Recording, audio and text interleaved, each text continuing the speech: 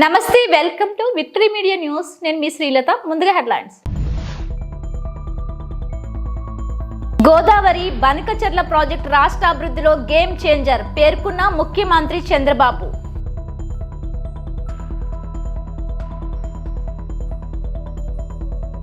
చట్టం ఎవరికి చుట్టం కాదు, గోటుతో పోయేదాన్ని గొడ్డెల వరకు తెచ్చారు. అల్లు అర్జున్ అరెస్ట్ వివాదంపై పవన్ కళ్యాణ్ సంచలన వ్యాఖ్యలు. ప్లాస్టిక్ రహిత నగరంగా తీర్చిదిద్దేందుకు పూర్తి స్థాయిలో కృషి చేస్తున్నాం, స్పష్టం చేసిన మేయర్ హరి వెంకట కుమారి.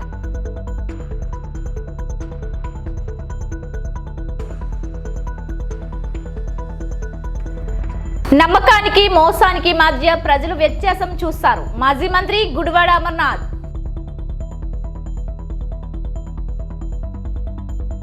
తెలుగు రాష్ట్రాల్లో 90% ప్రాజెక్టులు తెదేపా హయాంలో చేపట్టినవేనని ఏపీ సీఎం చంద్రబాబు తెలిపారు. దాదాపు అన్ని ప్రాజెక్టులు తెదేపా అధికారంలో ఉన్నప్పుడే చేపట్టామన్నారు. రాష్ట్ర సచివాలయంలో నిర్వహించిన మీడియా సమావేశంలో చంద్రబాబు మాట్లాడారు. మాజీ ప్రధాని ఇందిరాగాంధీ సమక్షంలో తెలుగు గంగ ప్రాజెక్టుపై ఒప్పందం జరిగిందని గుర్తు చేశారు. అప్పట్లో శ్రీశైలం నుంచి కెనాల్ ద్వారా తెలుగు గంగకు నీళ్లు ఇవ్వడానికి ఎన్టీఆర్ సిద్ధమని చెప్పారన్నారు. అలా రాయలసీమకు తెలుగు గంగ నీళ్లు తీసుకొచ్చినట్లు గుర్తు చేశారు. వెలుగొండ, తోటపల్లి ప్రాజెక్టులు నేనే ప్రారంభించాను. ఉత్తరాంధ్ర జిల్లాలో నీటి కొరత, వర్షపాతం ఎక్కువ. రాయలసీమ, ప్రకాశం, నెల్లూరు జిల్లాలో కరువు వల్ల సాగు దెబ్బతింటుంది. నీళ్లు ఇవ్వగలిగితే రాయలసీమను రత్నాలసీమగా చేయవచ్చు అన్నారు. తెలుగుదేశం పార్టీ వచ్చే వరకు మాటలతోనే సాగాయి తప్ప ఎప్పుడు కూడా యథార్థంగా నీళ్లు ఇవ్వాలని ఎవరు ఆలోచించిన దాఖలాలు లేవు. First time Telugu Ganga project N T Rama Rao గారు ఆ రోజు నీళ్లు ఇవ్వాలి తమిళనాడుకు అందరూ చెప్పిన తర్వాత 3 రాష్ట్రాలు 5 టీఎంసీ నీళ్లు ఇవ్వాలని ఆంధ్ర, కర్ణాటక, అప్పుడు సమైక్యాంధ్ర, మహారాష్ట్ర ముగ్గురు ఇవ్వాలంటే ఇందిరాగాంధీ సమక్షంలో ఒక అగ్రిమెంట్ జరిగింది. ఆ సందర్భంలో ఎన్టీ రామారావు గారు చెప్పింది, శ్రీశైలం నుంచి నీళ్లు ఇవ్వడానికి నేను సిద్ధంగా ఉన్నాను తెలుగు గంగ ద్వారా, అయితే కండిషన్ మాత్రం అండర్ గ్రౌండ్ పైపు కాదు, కెనాల్ ద్వారా నీళ్లు ఇస్తామని. అక్కడి నుంచి రాయలసీమలో ఫస్ట్ టైం తెలుగు గంగ ద్వారా నీళ్లు తీసుకొచ్చిన వ్యక్తి ఎన్టీ రామారావు గారు.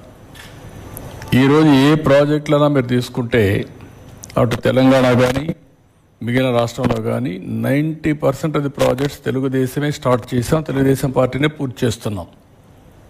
గండికోట కావచ్చు, లేకుంటే సోమశిల కావచ్చు, కందలేరు కావచ్చు.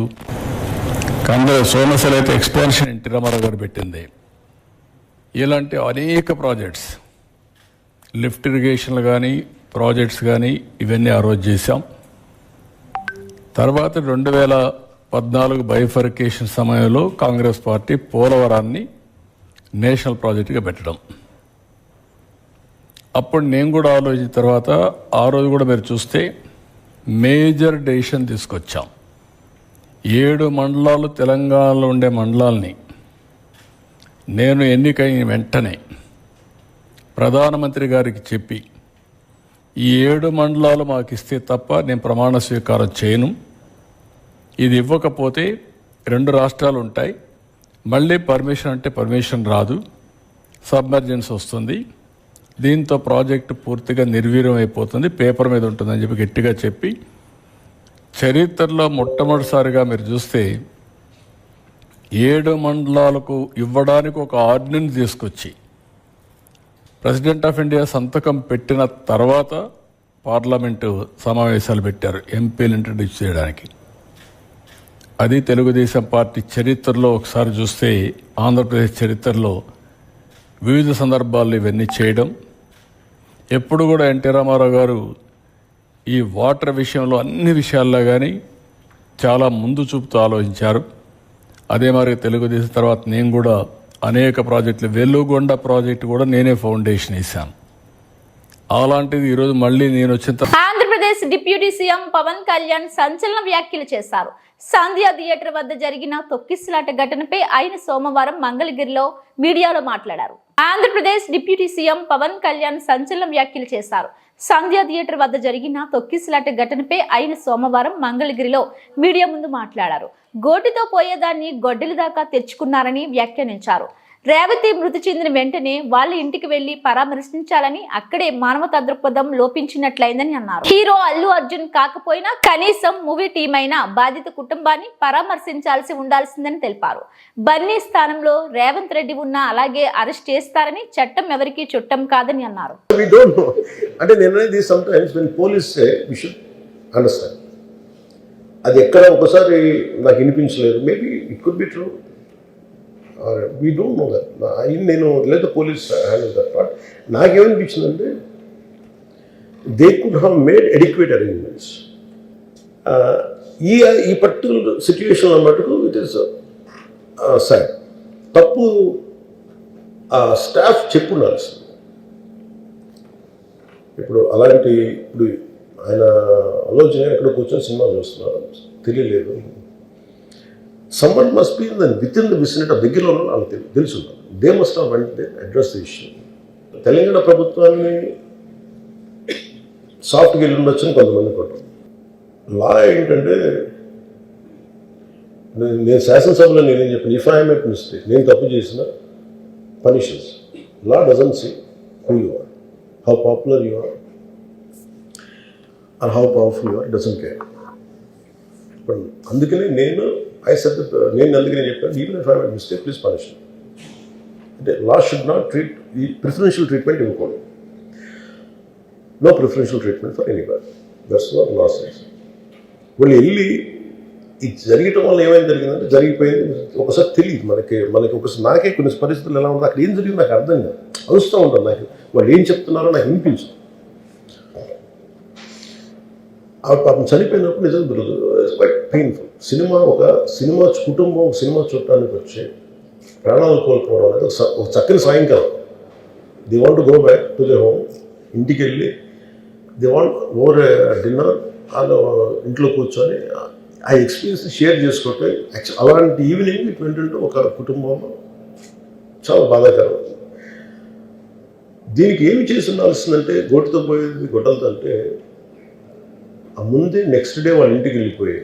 విశాఖ జిల్లా గాజువాకలో ఇంటిగ్రేటెడ్ ఫార్మా కోఆపరేటివ్ ఆర్గనైజేషన్ ఆధ్వర్యంలో సమగ్ర రైతు సహకార సంస్థ 2వ బ్రాంచ్ను టీడీపీ రాష్ట్ర అధ్యక్షులు గాజువాక ఎమ్మెల్యే పల్లా శ్రీనివాసరావు ప్రారంభించారు. ఈ సందర్భంగా state project director P Srinivasa Rao మాట్లాడుతూ మహిళలను ఆర్థికంగా అభివృద్ధి చేయడం సంస్థ ముఖ్య ఉద్దేశమని అన్నారు.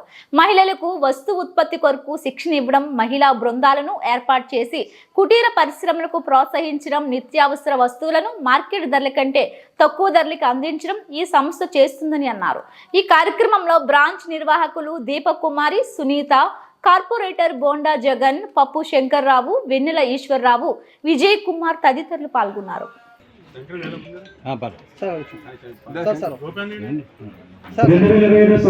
ప్రారంభించడం జరిగింది. ఇప్పటికే గాజువాక జిల్లా కార్యాలయం మురళీనగర్లో ప్రారంభించడం జరిగింది. రాష్ట్ర వ్యాప్తంగా దాదాపు 8 జిల్లాల్లో సమగ్ర రైతు మరియు సహకార సంస్థ అనేక సంక్షేమ కార్యక్రమాలని రైతులు మరియు మహిళల యొక్క ఆర్థిక అభివృద్ధి కొరకు చేపడుతుంది. ఈ సంస్థ ఇప్పటికే విజయవాడ కేంద్రంగా మన రాష్ట్రంలో 8 జిల్లాలు మరియు భారతదేశం వ్యాప్తంగా 4 రాష్ట్రాల్లో ఆంధ్రప్రదేశ్, తెలంగాణ, కర్ణాటక మరియు ఒడిశా రాష్ట్రాల్లో ఈ సేవలు అందించడం జరుగుతుంది. పూర్తి ఆర్థిక సహకారాన్ని సంస్థ ద్వారా ఇవ్వడం జరుగుతుంది. ఇప్పటి వరకు ప్రభుత్వం కానీ, ప్రభుత్వేతర సంస్థలు కానీ మరియు బ్యాంకర్స్ ఇస్తున్న అనేక ఆర్థిక సహకారాన్ని మహిళలు దుర్వినియోగం చేసుకోకుండా వారికి పూర్తి అవగాహన కల్పించి ఆ ఆర్థిక రుణాలు ఎలా 100% యూటిలైజేషన్ చేసుకోవాలి, తద్వారా ఇన్కమ్ జనరేటింగ్ యూనిట్స్ స్థాపించి ఈ ఇన్కమ్ జనరేటింగ్ యూనిట్స్ ద్వారా ప్రతి మహిళ ఒక వ్యాపారవేత్తగా తీర్చిదిద్దడానికి, ప్రతి మహిళను ఒక వ్యాపారవేత్తగా ప్రోత్సహించడానికి ఇక్కడ సంస్థ అనేక రకాల ఆర్థిక సహకారాన్ని వారికి అందించడం జరుగుతుంది.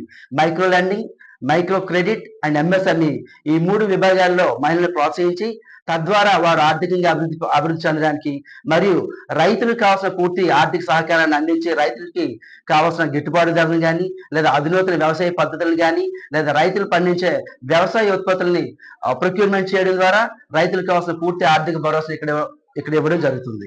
నమ్మకానికి మోసానికి మధ్య ప్రజలు వ్యత్యాసం చూస్తారని వైఎస్ఆర్సీపీ నేత మాజీ మంత్రి గుడివాడ అమర్నాథ్ అన్నారు. సూపర్ 6 అంటూ మోసం చేసి అధికారంలోకి వచ్చారని మండిపడ్డారు. ఆయన విశాఖలో మీడియా సమావేశంలో మాట్లాడుతూ నిరుద్యోగ యువతను చంద్రబాబు మోసం చేశారని నిలదీశారు. రైతులకు ఇస్తానన్న పెట్టుబడి సాయం 20,000 ఏమైందని ప్రశ్నించారు. పిల్లలకు ఇవ్వాల్సిన ఫీజు రియంబర్స్మెంట్ ను బకాయిలు పెట్టారని, ఉచిత బస్సు ప్రయాణం అన్నారు. ఎప్పుడు అమలు చేస్తారో చెప్పాలని డిమాండ్ చేశారు. 2024 లో జరిగినటువంటి రాజకీయ పరిణామాలు, ప్రజలు తీసుకున్నటువంటి నిర్ణయాలు, ఎన్నికల్లో వచ్చినటువంటి ఫలితాలు, వీటన్నిటి మీద ఒకసారి మీ ద్వారా ప్రజలకి కొన్ని విషయాలు చెప్పాలి. తద్వారా ప్రజలు కూడా కొన్ని విషయాలు తెలుసుకోవాలనేటువంటి ఉద్దేశంతో ఈరోజు మీ ముందుకు రావడం జరిగింది. వాస్తవానికి గడిచినటువంటి సంవత్సరం మొదటి 5 నెలలు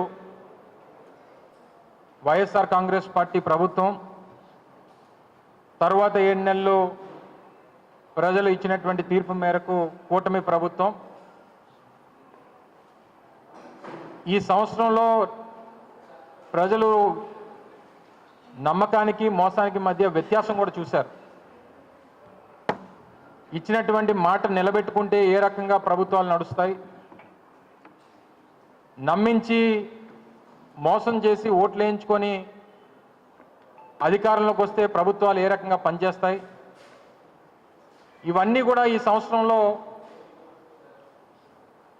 రాష్ట్రంలో ఉన్నటువంటి ప్రజలందరూ కూడా చూశారు. ముఖ్యంగా పేద ప్రజలు మరింతగా ఈ పరిస్థితులన్నింటినీ కూడా చూస్తూ ఉన్నారు. వాస్తవానికి వైఎస్ఆర్ కాంగ్రెస్ పార్టీకి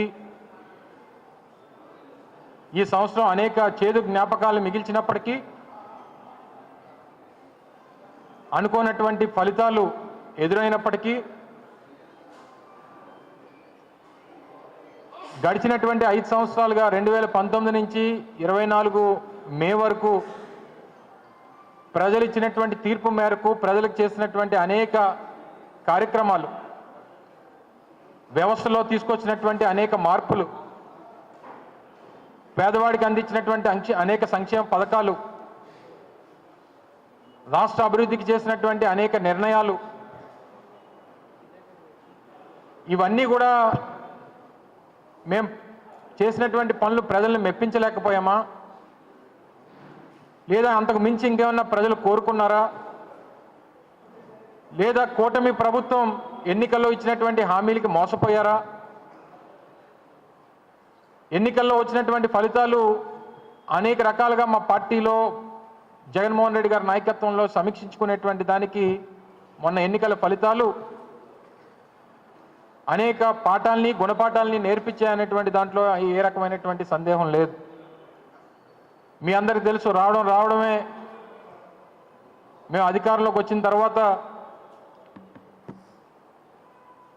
సచివాలయ వ్యవస్థను కానీ, తద్వారా 130,000 మందికి ఉద్యోగ అవకాశాలు కానీ, లేదా గ్రామాల్లో, పట్టణాల్లో ప్రజలకి ప్రభుత్వాన్ని చేరువ చేసేటువంటి దానికి వాలంటీర్ వ్యవస్థ ద్వారా, వాలంటీర్ వ్యవస్థ ఏ రకంగా పనిచేసిందో, తద్వారా 2.5 లక్షల మంది ఉద్యోగ అవకాశాలు కల్పించేటువంటి కార్యక్రమాన్ని చేశాం. అనేక సంక్షేమ పథకాలు, అమ్మఒడి కానీ, రైతు భరోసా కానీ, వైఎస్ఆర్ ఆసరా కానీ, వైఎస్ఆర్ చేయూత కానీ, ఇలాగ 5 సంవత్సరాల్లో దాదాపు 2,75,000 కోట్ల రూపాయలు డైరెక్ట్ బెనిఫిషరీ ట్రాన్స్ఫర్ ద్వారా పేదవాడికి అందించేటువంటి కార్యక్రమాన్ని చేశాం. ప్రభుత్వ పాఠశాలని నాడు నేడు ద్వారా దాదాపు 10,000 కోట్ల రూపాయలు ఖర్చు పెట్టి ప్రైవేట్ స్కూల్స్తో ధీటుగా పోటీ పడేటువంటి విధంగా ప్రభుత్వ పాఠశాలను బాగు చేశాం.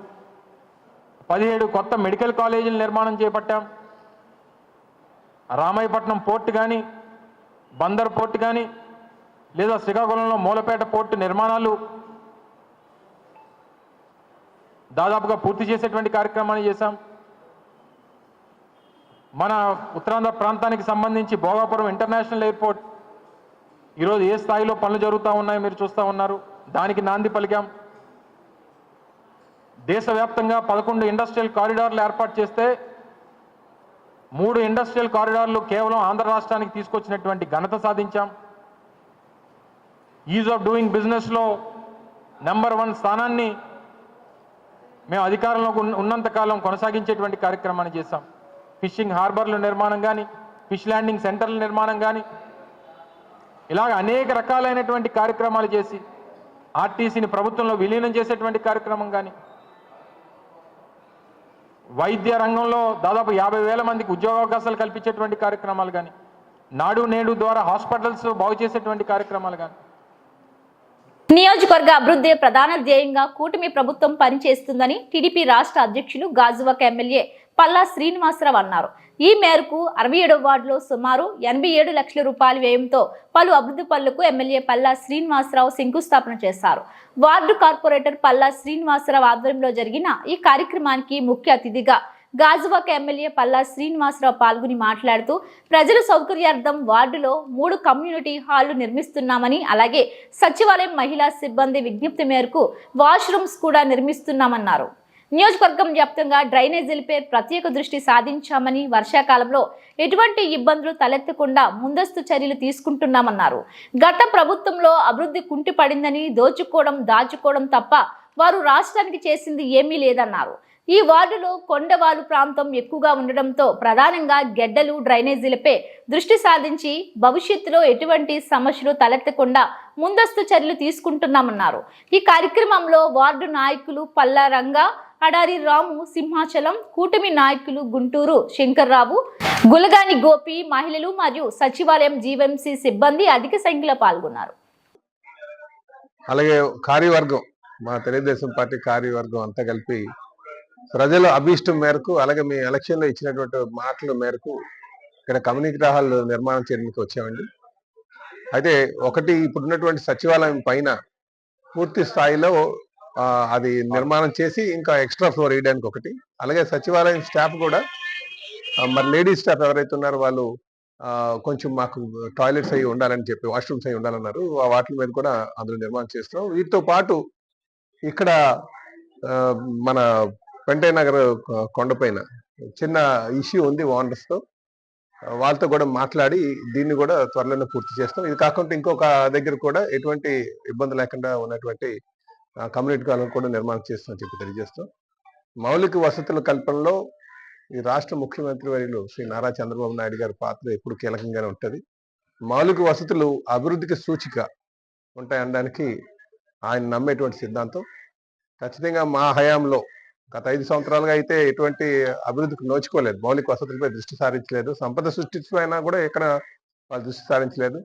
కానీ ఈరోజు ముఖ్యమంత్రి గారు మా హయాంలో ఖచ్చితంగా ఇక్కడ ఆ మౌలిక వసతులన్నీ కూడా పూర్తి చేస్తాం, ఉద్యోగ అవకాశాలు కల్పిస్తాం, అలాగే సంపద సృష్టి మీద దృష్టి సారిస్తాం. జీవీఎంసీ పరిధిలో అయోధ్య నగర్ లో గ్లోబల్ స్కూల్ వార్షికోత్సవం ఘనంగా నిర్వహించారు.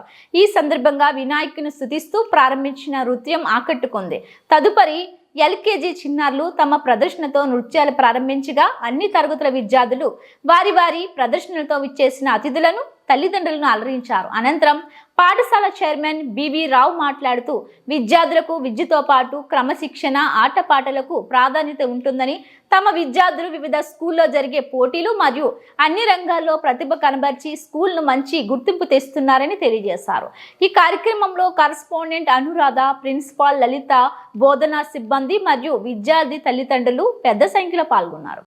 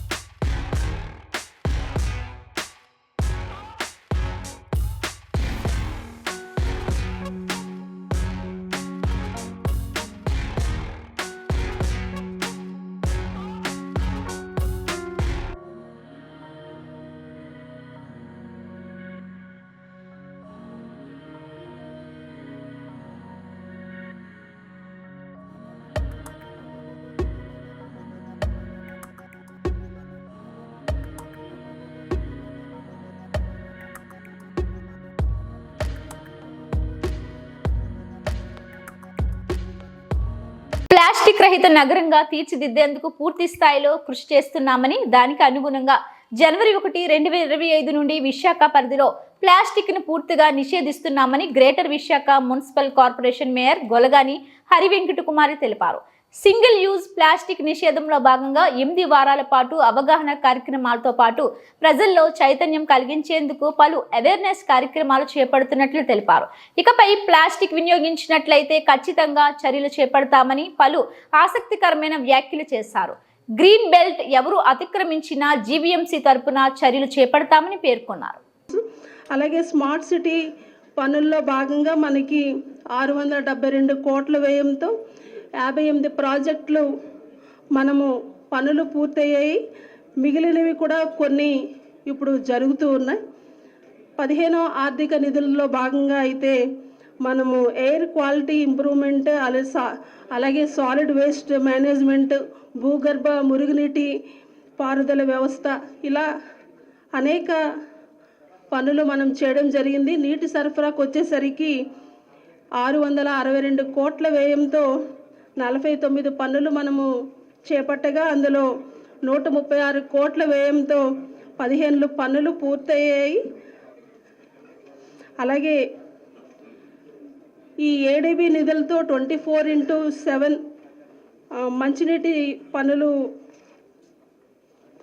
పథకం కింద 71% పనులు మనం పూర్తి చేసుకోగలిగాము. అలాగే జీవీఎంసీ ఫైనాన్స్ 15వ ఫైనాన్స్ గ్రాంట్ నిధుల కింద కూడా మేజర్గా 3 పైప్ లైన్లు మనం చేయడం జరిగింది. అగనంపూడి దగ్గర 85 MLD ట్రీట్మెంట్ ప్లాంట్ ఒకటి, అలాగే అనకాపల్లి హెడ్ క్వార్టర్ దగ్గర పైప్ లైన్ ఒకటి మనము చేయడం జరిగింది. అంతేకాకుండా అమృత్ 2.0లో భాగంగా మనము మొత్తము 27 ప్రాజెక్టులు ఉంటే దాంట్లో 356 కోట్ల వ్యయంతో 150 కోట్లతో పీపీపీ పద్ధతిలో ప్రాజెక్ట్స్, అలాగే 26 కోట్లతో 26 ప్రాజెక్ట్స్ మనము పూర్తి చేయగలిగాము. అందులో అప్పూగర్ నందు 25 MLD STP నందు మురుగునీటి పైప్ లైన్ లో పనులు టెండర్ దశలో ఉన్నాయి. అలాగే నూతన ప్రాజెక్టు పనుల ప్రతిపాదనలో జోన్ 2కు సంబంధించి వాటర్ ట్రీట్మెంట్ ప్లాంట్, అలాగే ముడిసర్లావలో 85 MLD ఈ పనులు 500 కోట్ల రూపాయలతో మనము చేసుకోవడం జరిగింది రాష్ట్ర ప్రభుత్వం ఆమోదంతో కూడా. అలాగే ప్రజారోగ్య విభాగం నుంచి చూసినట్లయితే మనము విశాఖ నగర ప్రజల సహకారంతో జీవీఎంసీ యంత్రాంగం కృషితో స్వచ్ఛ సర్వేక్షణలో మనము 2023-24లో కూడా 4th ర్యాంకును సాధించుకోగలిగాము. అంతేకాకుండా 3 సార్లు మనము వాటర్ ప్లస్ ధృవీకరణను, అలాగే 5 స్టార్ గార్బేజ్ ఫ్రీ సిటీ రేటింగ్ను విశాఖ నగరం సొంతం చేసుకోవడం జరిగింది. అలాగే 2020-24 స్వచ్ఛ సర్వేక్షణలో ప్రజా సహకారం. గాజువాక సమీపం సుందరయ్య కాలనీలో ఘోర ప్రమాదం చోటు చేసుకుంది. ఇసుక లారీ బ్రేక్ ఫెయిల్ కావడంతో ఓ జెరాక్స్ షాప్ లోకి దూసుకుపోయింది. ఈ ఘటనలో ఉక్కు ఉద్యోగి వెంకటరమణ అక్కడికక్కడే దుర్మరణం చెందారు. సమీపంలోని జెరాక్స్ షాప్ వద్దకు వెళ్లిన వెంకటరమణ అక్కడి నుంచి మరి కాసేపట్లో ప్లాంట్ కు బయలుదేరి వెళ్లడానికి సిద్ధంగా ఉన్న సమయంలో కొండపై రోడ్డు నుంచి కిందకు వస్తున్న లారీ అదుపు తప్పి షాపులోకి దూసుకెళ్లింది. ఈ ఘటనలో మరొకరికి ప్రాణాపాయం తప్పింది. ప్రమాదంతో ఒక్కసారిగా ఆ ప్రాంత వాసులు భయాందోళనకు గురయ్యారు. గాజువాక ట్రాఫిక్ సిఐ కోటేశ్వరరావు సిబ్బందితో అక్కడికి వెళ్లి ప్రమాద వివరాలను అడిగి తెలుసుకున్నారు. లారీ డ్రైవర్ స్థానంలో ఓనర్ నడుపుతున్న సమయంలో ప్రమాదం జరిగినట్లు తెలిసింది. 31 డిసెంబర్ 2024 అండి అన్ఫార్చునేట్ రోడ్ యాక్సిడెంట్ జరిగిందండి. విశాఖపట్నం సిటీ గాజువాక ఈ మండలంలో సుందరయ్య కాలనీ బస్ స్టాప్ ఉందండి. ఆ సుందరయ్య బస్ దగ్గర ఒక షాప్ ఉంది, ఐస్ క్రీమ్ జెరాక్స్ అది. ఆ షాప్ దగ్గరికి కస్టమర్ ఒక స్టీల్ ప్లాంట్ ఎంప్లాయీ అనమాట, ఆయన వచ్చారు. అదే సమయంలో అప్పులో నుంచి ఒక లారీ ఫాస్ట్గా వచ్చి షాప్లోకి వచ్చిందండి. కస్టమర్ స్పాట్లోనే అక్కడే ఆయన కొద్దడం వల్ల ఇంజరీస్ అవ్వడం వల్ల చనిపోయారు. షాప్ కూడా డ్యామేజ్ అయింది. అయితే షాప్లో లక్కీగా ఎవరు కూడా ఓనర్ కానీ ఎవరు లేరు, వాళ్ళు పక్క షాప్లోనే ఉన్నారు లక్కీగా.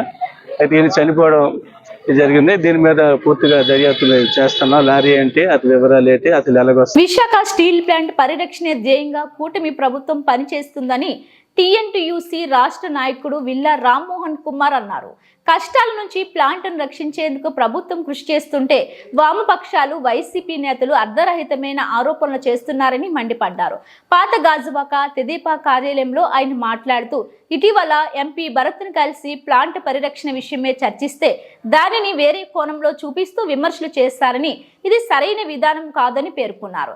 ఎంపీ భరత్, రాష్ట్ర అధ్యక్షుడు ఎమ్మెల్యే పల్లా శ్రీనివాసరావులు ప్లాంట్ విషయమే అనేక మార్లు ప్రభుత్వ పెద్దలతో మాట్లాడారని, అలాంటి నేతలపై తప్పుడు ప్రచారం చేయడం మానుకోవాలని హితవు పలికారు. సమావేశంలో నాయకులు పంచదార్ల ఉగ్రం, నంబారు దేముడు, బలిరెడ్డి సత్యనారాయణ, నమ్మి అప్పారావు, బోగురాజు, మంత్రి అప్పారావు, నంబారు చిన్నదేముడు తదితరులు పాల్గొన్నారు. జరిగింది. శ్రమశక్తి అవార్డులు విషయమే మర్చిపోయింది. అటువంటిది ఈ రోజున కూటమి ప్రభుత్వం రావడం, నారా చంద్రబాబు గారు నాయకత్వంలో కార్మిక వర్గంలో ఒక ఆశాకిరణాన్ని నెలకొల్పారు. రేపు మేడే ఉత్సవాలు ఘనంగా నిర్వహించి శ్రమశక్తి అవార్డు ఇవ్వడానికి ఆల్రెడీ కార్మిక శాఖకి సన్నాహాలు చేస్తున్నారు. అదేవిధంగా కార్మిక వర్గానికి ఈ రోజున భవన కార్మికుల డైరెక్టర్ చైర్మన్ పోస్టు రామరాజుకి ఇవ్వడం వల్ల మేము అంతా హర్షం వ్యక్తపరుస్తున్నాం. ఈ రోజున విశాఖపట్నం ఈ ప్రాంతంలో పరిసర ప్రాంత కార్మిక వర్గానికి, అసంఘటిత కార్మిక వర్గానికి టీఎన్టీసీ తరపున నూతన సంవత్సర 2025 శుభాకాంక్షలు తెలియజేస్తున్నాం. అందరికీ కూడా ధన్యవాదాలు. ఈ గత 5 సంవత్సరాల్లో చెప్పి కాకుండా గతం చంద్రబాబు నాయుడు ముఖ్యమంత్రి ఉన్నప్పుడు ఈ ప్లాన్ రక్షించింది టోటల్గా ఇక్కడ ఉన్నటువంటి ఆంధ్రప్రదేశ్ ప్రజానికి అందరికీ తెలుసు. ఈ రోజు కూడా ఈ ప్లాన్ కాపాడేది ఏదైతే కూటమి చంద్రబాబు నాయుడు, పవన్ కళ్యాణ్, నరేంద్ర మోడీ గారు ఆల్రెడీ ఒక నిర్ణయం తీసుకున్నారు. వీళ్ళు చేయడానికి కంకణం కట్టుకుని పనిచేస్తున్నారు. ఇక్కడ ఉన్నటువంటి సిపిఎం, సిపిఐ, సిఐటియు, ఏఐటిసి ఈ వైఎస్ఆర్తో కలుసుకొని వీళ్ళు ముగ్గురు ఒకే దారిని ఏంటంటే ప్యాకేజీ అని ఖచ్చితంగా ఏదైతే సిఐటి, సిపిఎం ఉందో ఖచ్చితంగా విజయసాయిరెడ్డితో ఆ రోజు అన్ని మాటలు పలికిన వాళ్ళు ప్యాకేజీ తీసుకొని ఇదే అయోధ్య రాము ఎక్కడ మాట్లాడుకుంటా ఆయన ఉన్నన్నాళ్ళు పక్క వెళ్ళిపోయాడు. ఈ రోజు మళ్ళీ అయోధ్య రాము గారు కూటమి ప్రభుత్వం వచ్చింది కదా అంటే ఎవరైతే తిడతారో పని చేస్తారో ఆ వ్యక్తిని మళ్ళీ వీళ్ళు తోలనాడడం, లేకపోతే ఇలా చేయడం ఇది మంచి పద్ధతి కాదు. రానున్న రోజుల్లో ఈ కమ్యూనిస్టులకి మళ్ళీ ఏదో అక్కడక్కడ మేము మా భిక్ష వాళ్ళు మేము పోటీ పెట్టకంటే వదిలేసింది 1-6 వస్తున్నాయి. అది కూడా వాళ్ళకి ఈ ఆంధ్రప్రదేశ్లో కాదు భారతదేశం మొత్తం కమ్యూనిస్ట్ ఉనికిపోయింది. వాళ్ళు సక్రమంగా ఏదో డోలు కట్టుకొని దండుకోవడం కాదు, సమస్య సృష్టించి ఆ సమస్యను సాల్వ్ చేయాలి. ఆ సమస్యను సాల్వ్ చేయరు. దాని మీద డబ్బులు సంపాదించి డబ్బులు దండుకొని ఆ కార్మిక వర్గాన్ని లేకపోతే ప్రజల్ని అనాథగా చేసి మధ్యలో వదిలేస్తారు. ఇది ఈ కమ్యూనిస్టులకి ఇది తగదు. రానున్న రోజుల్లో వాళ్ళకి తగిన ఆల్రెడీ జరిగింది, ఇంకా సాధ్యత జరుగుతుంది. ఇప్పటికైనా మేలుకొని ఏదైతే తెలుగుదేశం పార్టీ కూటమి చంద్రబాబు నాయుడు గారు కానీ, పవన్ కళ్యాణ్ గారు కానీ, అలాగే మోడీ గారు కానీ, పల్లా శ్రీని గారు కానీ, పల్లా శ్రీని గారికి క్లియర్గా చెప్పారు, నేను ఈ నిర్వాసితుల కోసం ఈ ప్లాంట్ కోసం అవసరం నా పదవిని త్యాగం చేస్తానని చెప్పారు. ఇంకా అంతకంటే అది కాని పక్షంలో అని చెప్పారు. ఆయన పైన ఆయన చేస్తా ఉన్నారు. ఇప్పుడు ఇన్ని రోజుల్లో ఈ 10 సంవత్సరాల నుండి ఇప్పుడు అయిపోవాలంటే అది అయ్యేది కాదు. దాన్ని గాడిలో పెడుతున్నారు.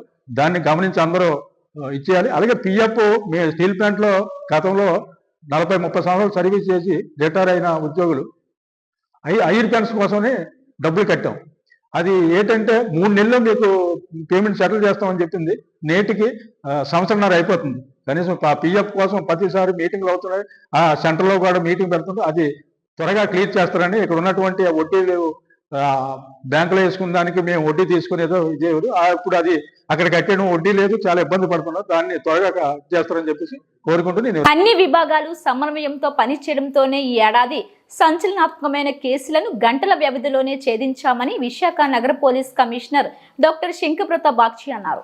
విశాఖ నగర పోలీస్ కమిషనర్ కార్యాలయంలో ఏర్పాటు చేసిన విలేకరుల సమావేశంలో ఆయన మాట్లాడుతూ 2024 సంవత్సరంలో నేరాలు నియంత్రించేందుకు అనేక కార్యక్రమాలు చేపట్టామని, ఇందులో ప్రధానంగా నగర వ్యాప్తంగా 7,526 సీసీ కెమెరాలు అమర్చడం జరిగిందని, సమస్యాత్మక ప్రాంతాల్లో 1442 లైట్స్ ఏర్పాటు చేశామని 126 నైట్ బీట్ టీములు ఏర్పాటు చేశామని అన్నారు. డ్రాగ్ అఫెన్స్ సంవత్సర శుభాకాంక్షలు in advance. First slide 1 by 1. So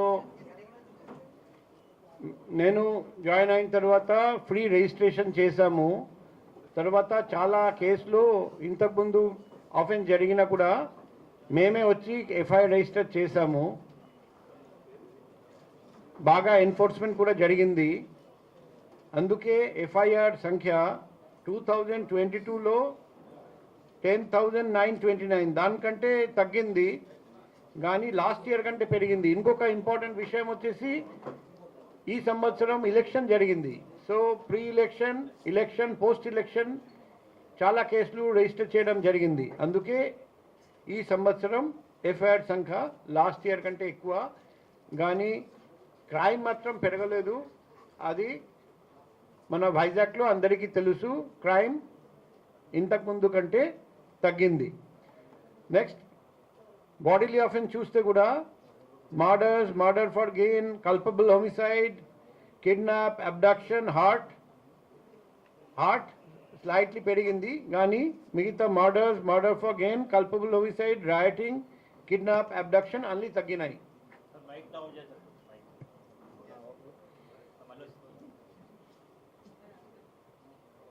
next బాగుందా? సో లాస్ట్ 6 monthsలో కొన్ని ఇనిషియేటివ్స్ మేము తీసుకున్నాము క్రైమ్ రేట్ తగ్గించడానికి. అందులో installation of CC cameras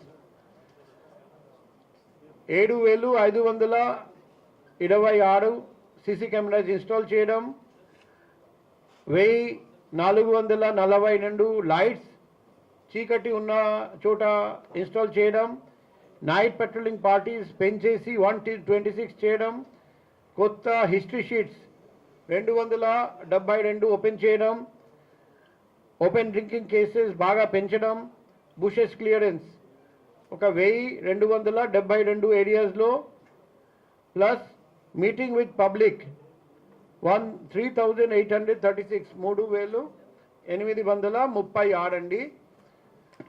awareness పెంచడం, అవగాహన కల్పించడం. నెక్స్ట్ సో ఈ సీసీ కెమెరా చూస్తే కూడా ఎలా పెరిగింది మనం చూపిస్తున్నాం. Similarly 4-wheeler, 2-wheeler patrolling parties బాగా పెంచాము, హిస్టరీ షీట్ ఓపెనింగ్ బాగా పెంచాము. నెక్స్ట్